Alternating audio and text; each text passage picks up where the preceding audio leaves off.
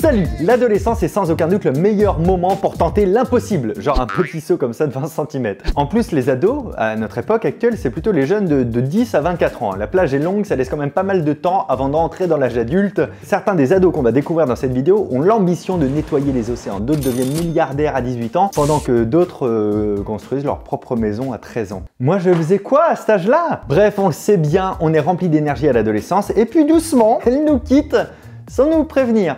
Hein, même pas un petit coup de fil et puis on rate le réveil quoi le matin. Non, il faudrait une solution à tout ça quoi, une solution rapide, efficace, fiable. Genre le partenaire de cette vidéo par exemple. La marque Noreca des laboratoires Biogarant sponsorise cette vidéo et propose une gamme de 5 produits sous forme de compléments alimentaires autour du bien-être mental. Plus que jamais au cœur de nos vies en ce moment. En plus, Noreca vous propose de renforcer votre mémoire, votre stabilité émotionnelle, votre sommeil, votre performance intellectuelle et de limiter votre stress au quotidien. Comment ? Écoutez, je vais vous le dire. Évidemment, j'ai étudié la composition de chaque produit, on a pris du temps pour ça, et ils sont composés de complexes saphénols à base de 2 ingrédients brevetés, puis d'une association d'extraits de plantes, de vitamines et de minéraux. Il faudrait une vidéo entière pour vous expliquer le fonctionnement complet, mais si vous êtes intéressé par leurs produits, si vous voulez en savoir plus, si vous voulez détailler tout ça, vous allez sur le site qui apparaît ici, mon complément bien-être.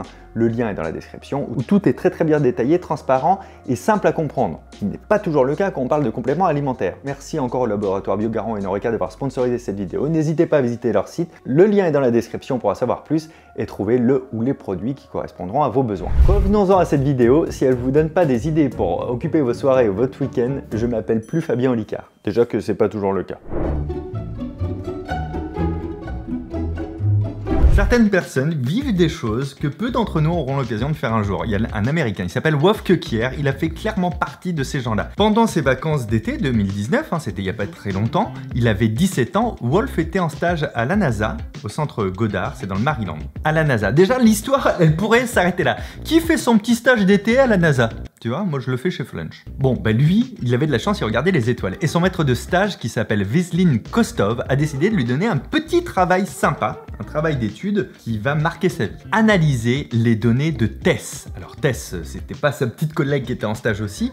TESS, c'est un projet. Ça s'écrit T-E-S-S, c'est un tout petit satellite qui a pour job principal de recenser les exoplanètes qui sont proches de la Terre. Une exoplanète, c'est quoi? C'est une planète où potentiellement l'être humain pourrait habiter. Bon, ça c'est ce qu'on espérait, mais en tout cas qui potentiellement pourrait abriter la vie. Wolf, il dit ok, j'accepte le job. Et il comprend très vite comment ça fonctionne. 3 jours seulement après le début de son stage, Wolf explique avoir vu un signal qui venait d'un système appelé TOI 1338. On dirait le début d'une comédie musicale. Bienvenue à TOI 1338. Quoi, moi, oui, toi.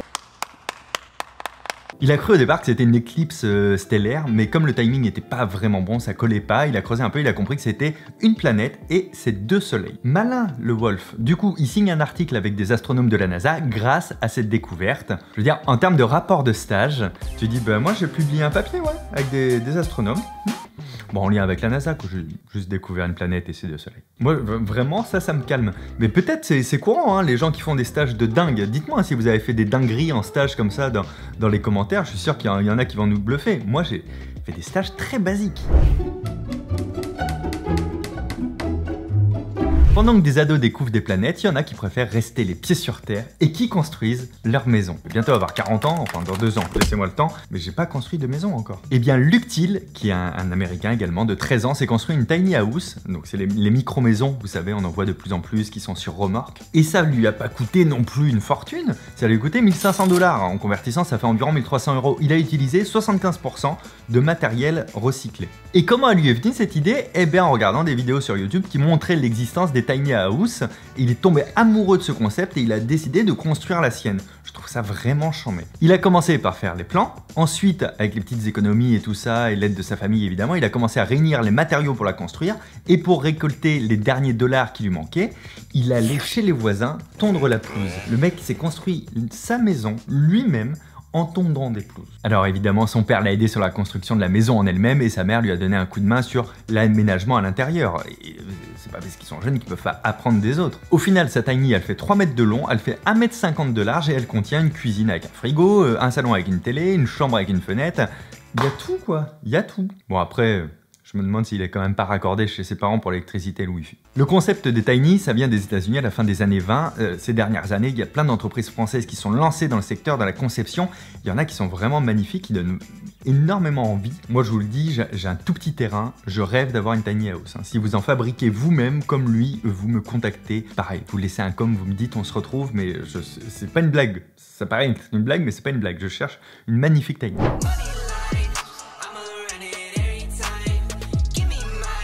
Alors là, on va pas se mentir, il y en a, ils se lèvent de bonne heure, ils retroussent les manches et ils suent tout ce qu'ils peuvent pour avoir ce qu'ils ont. Puis il y en a, ils font ça comme ça, et voilà, exactement, ça tombe du ciel.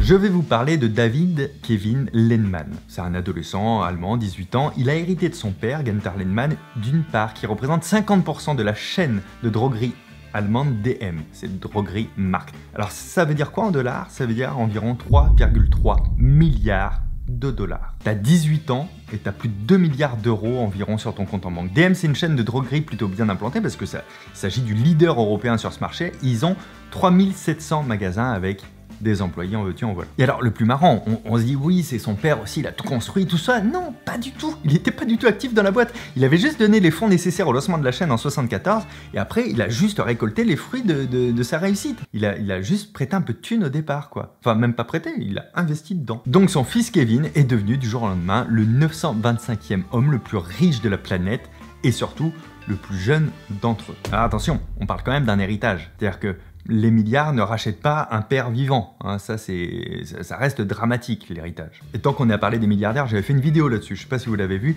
En tout cas, la fortune des milliardaires est passée de 8 billions de dollars en 2020 à 13,1 billions de dollars en 2021. Mais on parle pas de la fortune mondiale, on parle juste de l'argent de ceux qui ont plein d'argent. Et ben c'est marrant parce que plus ils ont d'argent, plus ils ont d'argent. C'est-à-dire que eux, par exemple, quand ils ont envie de se faire un resto, ils achètent un resto. Mais là, pour Kevin, niveau revenu, on est quand même largement devant Mozia Bridge, ce qu'on verra tout à l'heure, qui a créé son entreprise à l'âge de 9 ans et qui se débrouille vraiment pas mal, vous allez voir.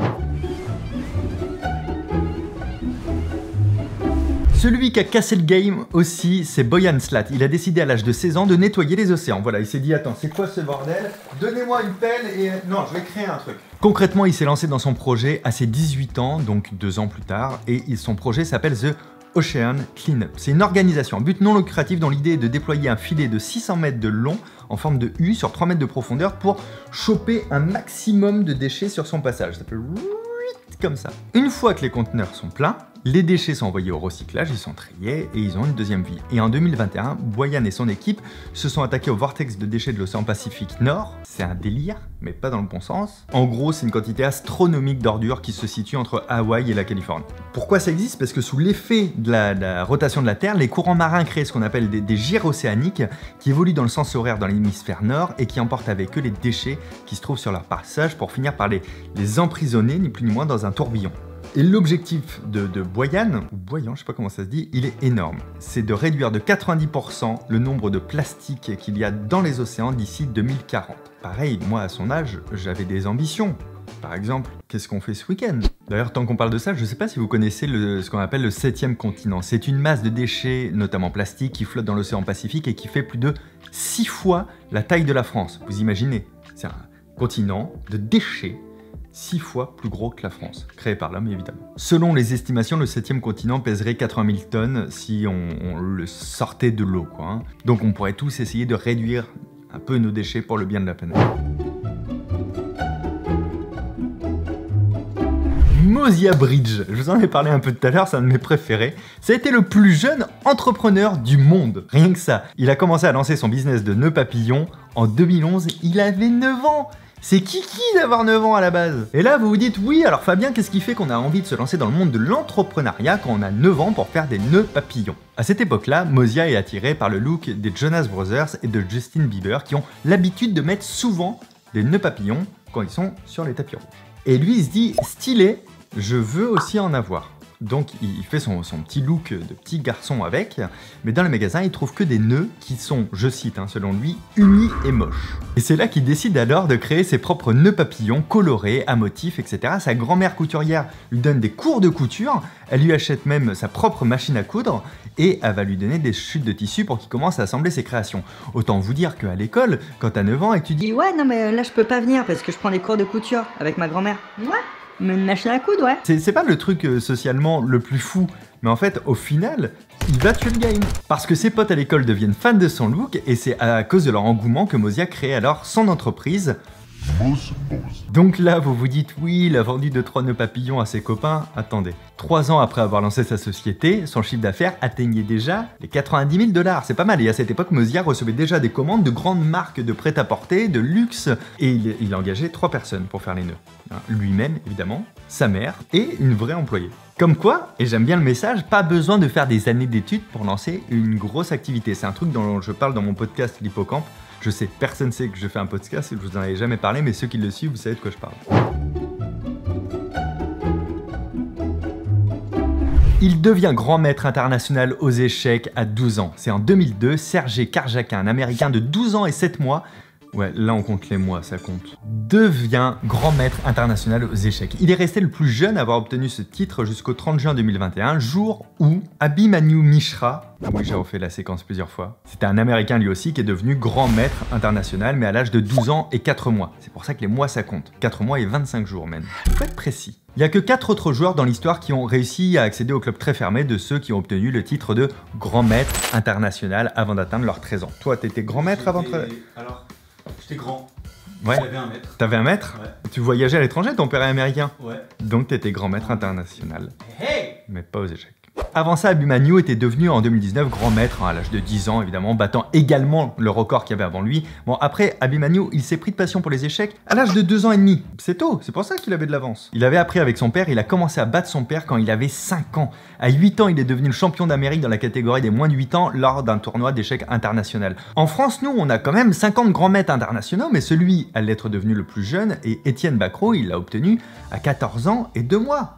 On se fait battre. Comme quoi, si vous avez un projet, allez jusqu'au bout, n'attendez rien de personne que ce soit pour créer votre entreprise de nœuds papillons, pour fabriquer votre propre micro-maison, pour nettoyer les océans. La valeur n'attend pas le poids des années. C'est beau ça, mais c'est pas de moi. Mais ce que je veux dire, c'est attendez pas d'avoir fait vos 15 ans d'études pour vous lancer dans ce dont vous avez envie. À part si vous voulez être médecin, surtout chirurgien, tout ça, attendez en fait, là faites les études quand même. Mais après, partez du principe que rien n'est vraiment impossible avec de la volonté. Je mets quand même une nuance parce que oui, il y a des trucs qui sont plus compliqués, on est d'accord. En attendant, moi ici, je vous mets 2 autres vidéos. La vidéo cuisse Stolicard, si vous avez pas vu ce concept, regardez ça. Et puis là, c'est un casse-tête que j'ai fait récemment qui s'appelle la Smiley Box. Prenez soin de vous. À très bientôt. Bientôt les 2 millions d'abonnés. Si vous n'êtes pas abonné, je compte sur vous. Ciao.